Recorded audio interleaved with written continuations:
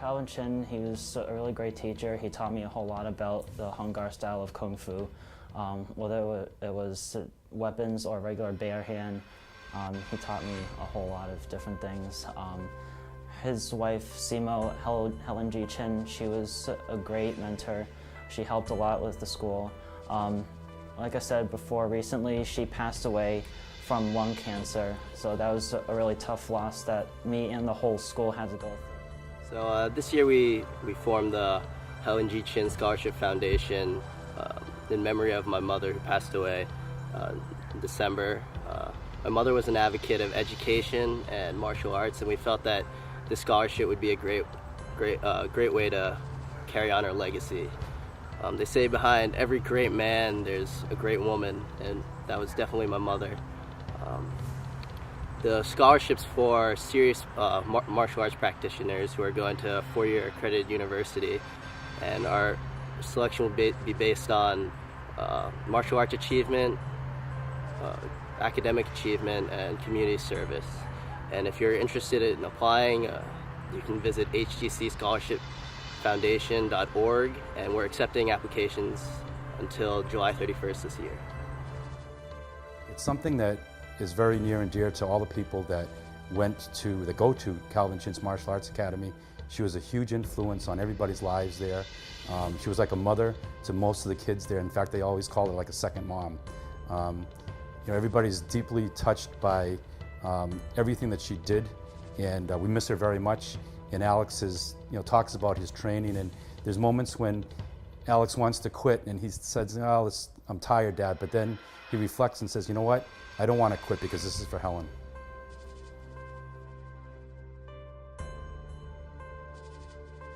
My parents definitely supported me financially.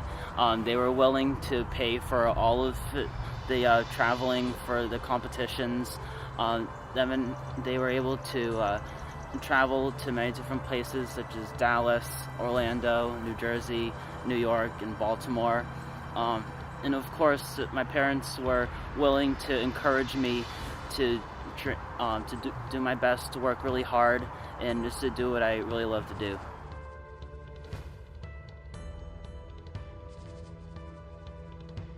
The very first day that he came home learning his first form, and he was very awkward, but he seemed to love it though. Something about performing and doing the forms that he really enjoyed.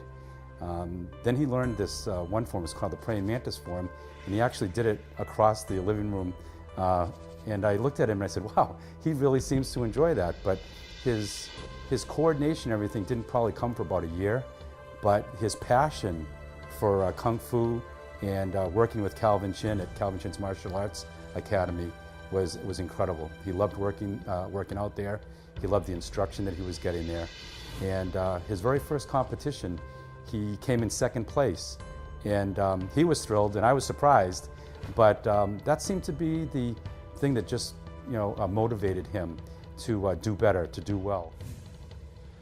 Well, once I started martial arts, I started to get really into it. I was really passionate, and I was starting to get more interested in the Kung Fu martial arts and all the different things that I've learned from Sifu Calvin Chin.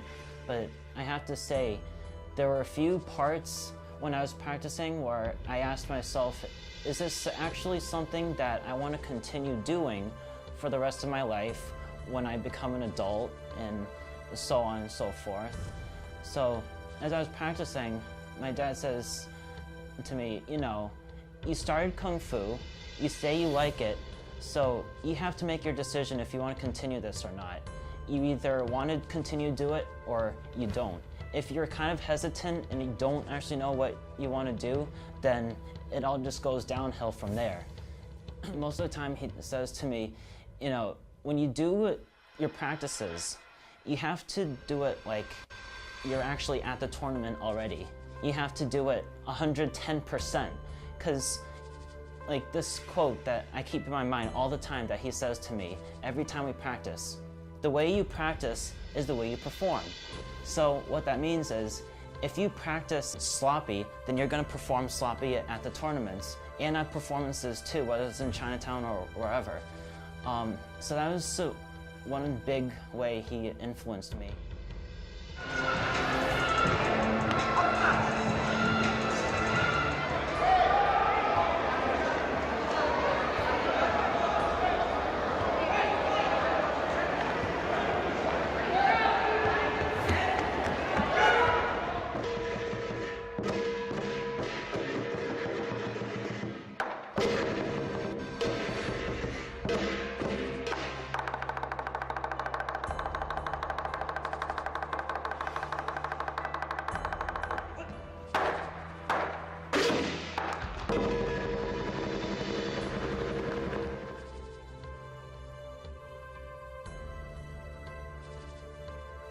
Competitions are great, but it's not so important about winning and winning the gold medals and winning the trophies, but it's more important about just participating, trying your best, keeping a good attitude, just staying humble too.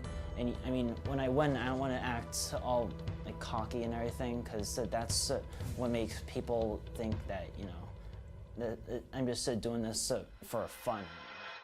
He practices very, very hard. He isn't involved in any other sports, actually. He doesn't like baseball or hockey or football, all of the traditional sports. And that was kind of tough for him growing up, because a lot of his friends like baseball, and I always have this joke that he couldn't name 5 Red Sox, and I don't think he could right now. And I don't think he can name even 1 Bruin. But there's one thing that he does, is that he works out very, very hard. He listens, and he most certainly can take criticism and is always willing to learn to improve. One of the toughest parts of my training and my competitions and everything was way back in, I want to say 2007. That was when I was in the 8th grade. I was practicing for a tournament. I was attempting to do like a 360 spin horizontally in the air and land that into a split. And what happened was, my left leg got caught behind my body, so I landed full force on it.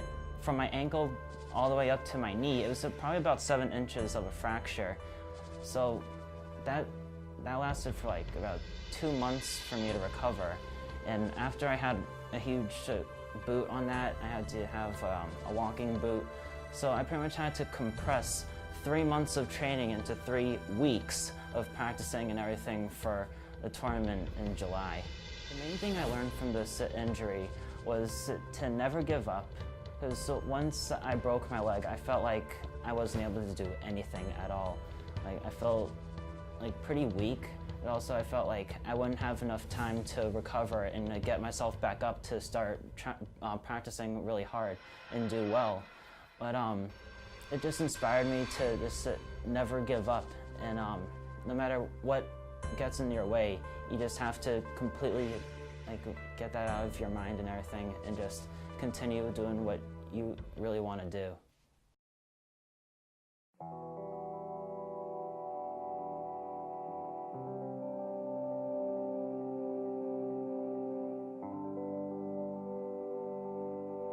But I love performing more than the competitions themselves. Actually, one of my goals is maybe someday try out to become a part of Cirque du Soleil's show in Las Vegas.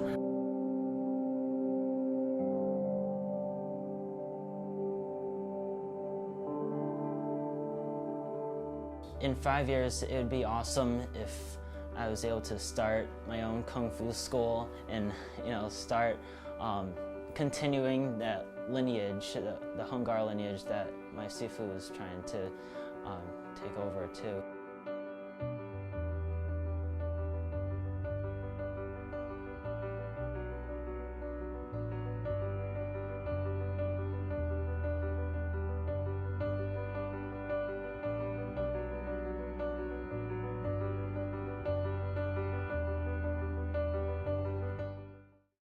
All right, so this concludes our segment here.